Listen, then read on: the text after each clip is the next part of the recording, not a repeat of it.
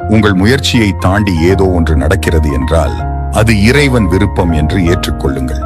சில நேரங்களில் சில முடிவுகள் நம் புதிய வாழ்வின் தொடக்கமாக இருக்கலாம்.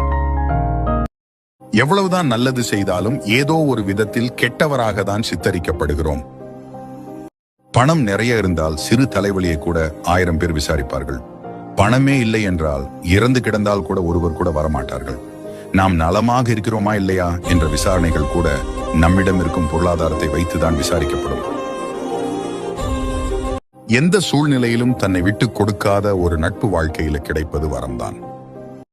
நிம்மதியான வாழ்க்கை என்பது ஓடி ஓடி சம்பாதிப்பதும் ஆடம்பர வாழ்க்கை வாழ்வதும் இல்லை. இருப்பதை வைத்து நோய் நொடி இல்லாமல் வாழ்வதுதான் நிம்மதியான வாழ்க்கை என்பதை நினைவில் கொள்ளுங்கள். வாழ்க்கையில் 2 விஷயங்களை என்றும் மறவாதீர்கள். 1, மற்றவர் உழைப்பில் வாழக்கூடாது. 2, மற்றவர் சிரிக்கும்படி வாழக்கூடாது.